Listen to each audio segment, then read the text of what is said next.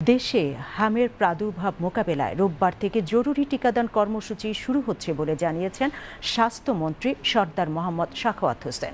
এরই মধ্যে ২১.৯ million dose vaccine সংগ্রহের উদ্যোগ নেওয়া হয়েছে। স্বাস্থ্যমন্ত্রী বলেন, ৬ মাস থেকে ১০ বছর বয়সী শিশুদের আগামী রোববার থেকে হামের টিকা দেওয়া হবে। পাশাপাশি ইপিআই এর অন্য টিকার কার্যক্রমও চলবে। রিপোর্ট শরীফুল ইসলামের। দেশের বিভিন্ন জেলায় ছড়িয়ে পড়েছে সংক্রামক রোগ হাম বা মিজলস। বিশেষ করে ঢাকা, চট্টগ্রাম, রাজশাহী, ময়মনসিংহ, পাবনা, নাটোর সহ বিভিন্ন জেলায় এই রোগের বিস্তার ঘটেছে। এই রোগের সংক্রমণ মোকাবেলায় আগামী রবিবার থেকে শুরু হচ্ছে টিকাদান কর্মসূচি। ৬ মাস থেকে ১০ বছর বয়সী সকল শিশুকে হামের টিকা দেয়া হবে। স্বাস্থ্যমন্ত্রী জানান, রাজধানীসহ দেশের সকল জেলা উপজেলা পর্যায়ে এই টিকাদান কর্মসূচি চলবে। টিকাদান কর্মসূচি সফল করতে ইতিমধ্যে মাঠ পর্যায়ে স্বাস্থ্য খাতে কর্মরত সকল কর্মকর্তা কর্মচারীদের ছুটি বাতিল করা হয়েছে। টিকার অভাবে যেহেতু টোটাল জনগোষ্ঠীকে কভার করা যায় না, ওই রেঞ্জটাকে ৬ মাস থেকে নিউ বেবি থেকে ১০ বা ১৫ বছর পর্যন্ত এই গ্যাপটার ভিতরে মিজেলসের আক্রমণটা বেড়েছে। মিজেলসের আক্রমণ বাড়ার সাথে সাথে আমরা সরকারের পক্ষ থেকে আমাদের সীমিত সম্পদের ভিতরে আমরা আপ্রাণ চেষ্টা করে যাচ্ছি এটাকে মোকাবেলা করার জন্য। আমরা গ্যাভির কাছ থেকে তাদের যে নিজস্ব স্টক আমরা হাওলাত নিয়েছি গতকাল, এইটা দিয়ে আমরা আগামী রবিবার থেকে সারা বাংলাদেশে আমরা ভ্যাকসিন চালু করতেছি, ভ্যাকসিন দেওয়া শুরু করব। বিশেষজ্ঞরা বলছেন, রোগ প্রতিরোধ ক্ষমতা বাড়াতে যারা আগে টিকা নিয়েছেন তাদেরকে পুনরায় টিকা নিতে হবে। পাশাপাশি শিশুদের শরীরে গুটি গুটি দানা বা র্যাশ ওঠা, সঙ্গে তীব্র জ্বর, কাশি ও শ্বাসকষ্ট, ডায়রিয়া ও চোখ লাল হয়ে যাওয়া হাম রোগের এমন লক্ষণ প্রকাশ পেলেই উদ্বিগ্ন না হয়ে আক্রান্ত শিশুকে নিকটস্থ হাসপাতালে দ্রুত নিয়ে আসতে হবে।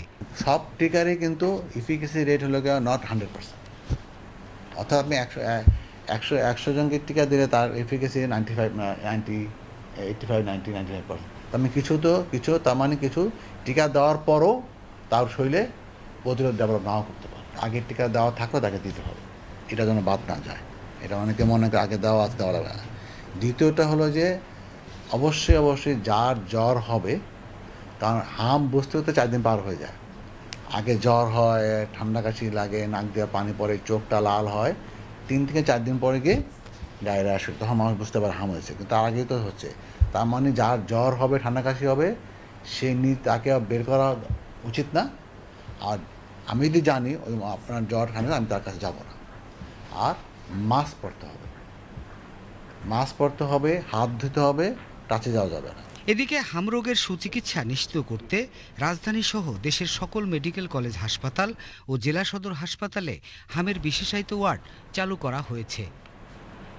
Shariful Islam, BTV news, Dhaka.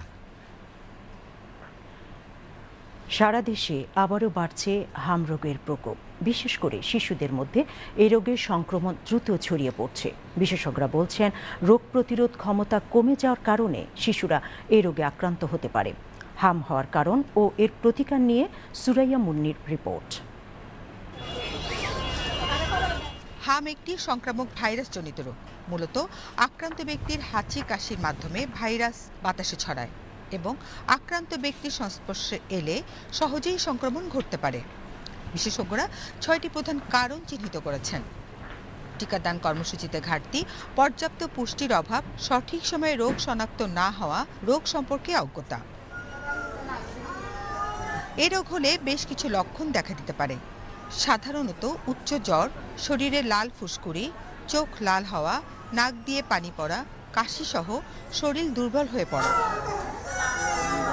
আক্রান্তের স্বজনরা জানান, এ রোগে উপসর্গ সহ কষ্টকর অবস্থা। অসুস্থতা প্রায় আপনার 21 রোজা থেকে অসুস্থ, মানে ইনফেকশনটা ধরা পড়ছে আর কি। গ্রামে দেখাইছি, ওর থেমে আবার জ্বর উঠে, তারপর ঢাকায় এসছে, আসার পর আবার জ্বর উঠছে, এরপর হাম দেখা দিচ্ছে। জ্বর আছে, জ্বর আর হলো ঠান্ডা, তো ওর কারণেই আমরা আসছি। স্বাস্থ্য বিশেষজ্ঞরা বলছেন, প্রতিরোধী সবচেয়ে কার্যকর উপায় সময় মতো হাম প্রতিরোধী টিকা গ্রহণ করা জরুরি। 9 মাসের উপর থেকে আমরা টিকা করেছি, যে 9 মাসের নিচে যদি আমরা টিকা আবার করতে যাই তাহলে আমাদের আরও টিকা লাগবে। ম্যালনারিশ বাচ্চা যারা, তাদের কিন্তু হামের টিকা দেওয়ার পরেও হাম হতে পারে, কারণ তাদের রোগ প্রতিরোধ শক্তি কম। তাহলে আমাদের সবচেয়ে বড় জিনিস যেটা দরকার এখন অ্যাওয়ারনেস, যে হাম একটা জটিল রোগে রূপান্তরিত হতে পারে, জটিল প্রবলেমে রূপান্তরিত হতে পারে। আক্রান্ত ব্যক্তিকে আলাদা রাখা সহ পরিষ্কার পরিচ্ছন্নতা বজায় রাখা, পুষ্টিকর খাবার খাওয়ার পরামর্শ দেন শিশু হাসপাতালের ভারপ্রাপ্ত পরিচালক প্রফেসর ডক্টর রিয়াজ মোবারক। জ্বর সহ এসব লক্ষণ দেখা দিলে দ্রুত চিকিৎসকের শরণাপন্ন হওয়ার পরামর্শ দেন তিনি। হাম হলে প্রথমত আপনারা একেবারে নির্বিঘ্নে নিজেরা চিকিৎসা করবেন না। ওই রাড়ি বাড়িতে গিয়ে কিংবা ওই ফকিরের কাছে গিয়ে, ওঝার কাছে গিয়ে বা ওই ধরনের কারো কাছে গিয়ে আপনি ঝাড়ফুঁক করাবেন না। আপনি যদি একটু জটিল দেখেন, আপনি নিকটস্থ চিকিৎসকের সাথে আপনি সংযোগ করবেন এবং তাদের সঙ্গে কথা বলবেন। ডাক্তার রিয়াজ জানান, এরই মধ্যে স্বাস্থ্য অধিদপ্তর টিকাদান কর্মসূচি হাতে নিয়েছে। পাশাপাশি অভিভাবকদের এই রোগ প্রতিরোধে সচেতন হওয়ার আহ্বান জানান তিনি।